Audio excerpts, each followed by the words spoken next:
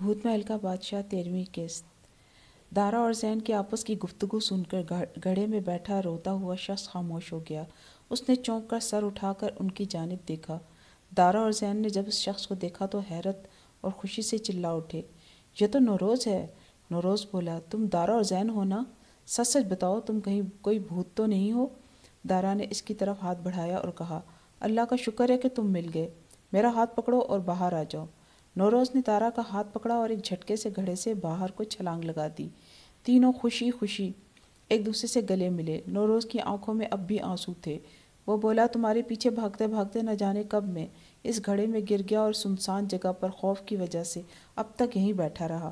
میں تو بالکل مایوس ہو گیا تھا۔ خدا نے ہم تینوں کو ایک بار پھر آپس میں ملا دیا۔ دارا نے نوروز کو سمجھایا، تم ہمارے ساتھ رہو، لیکن خود کو ہم سے انجان ظاہر کرنا۔ کسی کو خبر نہ ہو کہ تم کون ہو۔ ہم جلد ہی سلطان کو بھی قائل کر لیں گے کہ وہ اس بھوت محل کا کارندہ نہیں بلکہ ان کا قیدی ہے۔ ہمیں جلد از جلد بھوتوں کے چنگل سے فرار ہونا ہوگا۔ نوروز خود کو دارا کا خادم ظاہر کرتے ہوئے اپنے دوستوں کے ہمراہ ہو لیا۔ ادھر خیمے کے پہرے دار اور محافظ دارا کو تلاش کرتے ہوئے آن پہنچے۔ تینوں ان کے ساتھ سورج مکھی کے کھیت کے قریب خیمے کو چل پڑے۔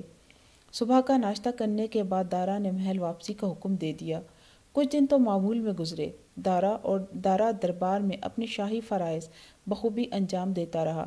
ایک دن دربار سجا ہوا تھا۔ دارا آج بہت غصے میں تھا۔ اس نے سلطان کو حاضر کرنے کا حکم دیا۔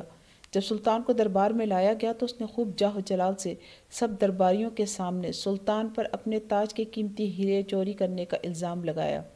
یہ سن کر دربار میں سناٹا چھا گیا اور سلطان خوفزدہ ہو گیا، گویا دارا کا الزام درست تھا۔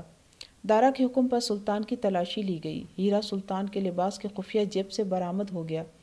دارا نے حکم دیا کہ اس کے ہاتھ پاؤں باندھ کر اسے اس کے کمرے میں قید کر دیا جائے۔ سلطان بھرے دربار میں چیختا چلاتا رہا کہ میں نے چوری نہیں کی، بادشاہ نے مجھ پر جھوٹا الزام لگایا ہے۔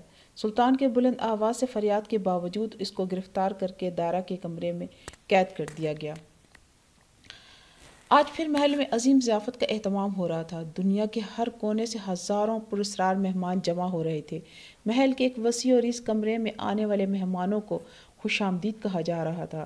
لذیذ اور خوشبودار کھانوں سے مہمانوں کی تواضع کی جا رہی تھی۔ رنگ برنگے مشروب پیش کیے جا رہے تھے۔ دارا نے بادشاہ ہونے کی حیثیت سے مہمانوں کا بغور جائزہ لیا مگر اسے کسی کا چہرہ واضح دکھائی نہ دیا۔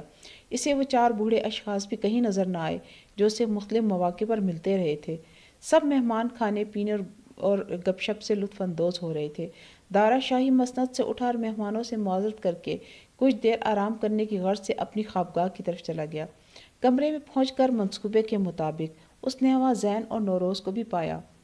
رات گہری ہونے لگی۔ تینوں دوست محل سے فرار ہونے کی تیاری کرنے لگے۔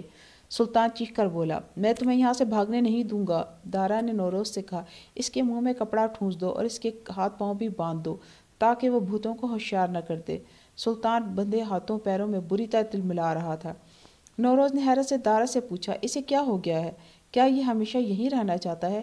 کیا اسے احساس نہیں کہ کیسی خوفناک اور عجیب جگہ پہ رہ رہا ہے؟ معلوم نہیں کب یہ بھوت ہمارا کیا انجام کر دیں۔ زین بولا، ہاں، یہ ابھی تک خود کو بھوت محل کا محافظ سمجھتا ہے۔ دارا نے پرعزم ہو کر کہا، کچھ بھی ہو ہم اسے یہاں اکیلا نہیں چھوڑیں گے، ہم اسے اپنے ساتھ لے کر جائیں گے، آخر وہ حقیقی دنیا میں واپس آ ہی جائے گا۔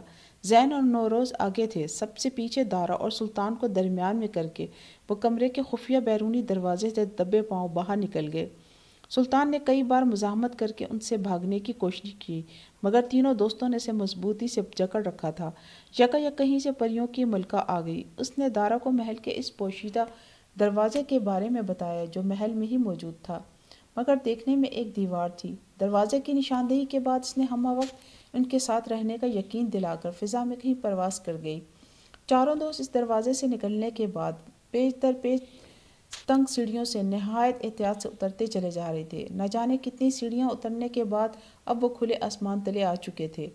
اماوس کی گھپ اندھیری رات میں انہیں کچھ سجھائی نہیں دے رہا تھا۔ انہیں یہ خوف بھی لاحق تھا کہ کہیں بھوت محل کے بھوت خبردار نہ ہو جائیں۔ اس گھپ اندھیرے میں سمت کا تعین کرنا تو بہت ہی مشکل تھا۔